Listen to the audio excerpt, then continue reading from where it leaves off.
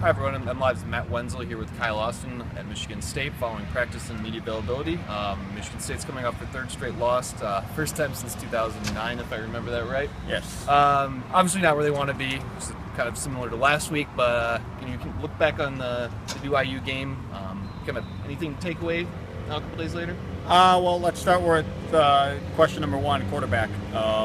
We just talked to guys at practice. I mean, they're not going to reveal a whole lot, but it sounds like it is a rotation. I mean, they've got three practices. They had today, they got Wednesday, and they got Thursday. And if you believe Mark D'Antonio, that's going to be a key determinant. And who starts on Saturday and who plays the most. If they do a rotation or deciding what they do. So whatever happened out there, on the field behind us here, means a lot for who's going to be the quarterback of this team going forward. None of them talked today. Mark D'Antonio said earlier that he wants to keep their distractions to a minimum.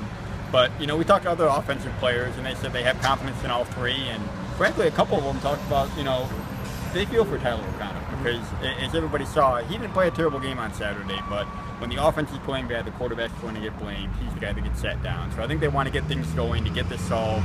And this quarterback controversy, and I think that's kind of their motivation right now. Obviously, quarterback will always, eat up most of the attention, but that's far from their only problem. Right. BYU had like 260 rushing yards or something like that.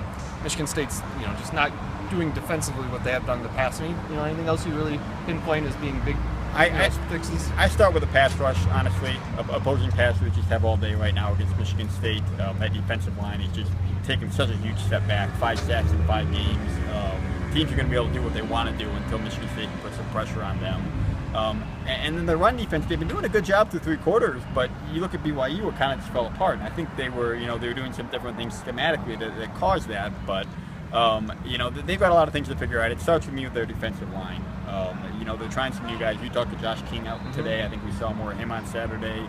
We saw more of a couple other guys. So I think we could see some new phases at a couple different places on the defense as well. Northwestern's coming in. They had a couple of not so great performances to start the season, to say the least. They lost to Western. They lost to an FCS school. They've had a week off, coming off a win against Iowa, if I remember. And so, what do you see in them? And I guess, where do you want to take a shot at what you're going to see on Saturday? I think we'll see something low scoring. They broke out a little bit against Iowa, but this is a team that's offense has taken a big step back from recent years. But they're a team that still has some pretty good defense. They've lost a couple low scoring, close games. So I think we'll see something low scoring. The danger is their running back, Jackson. He's the guy that broke out against Iowa. He's the guy that's rushed for 3,000 yards.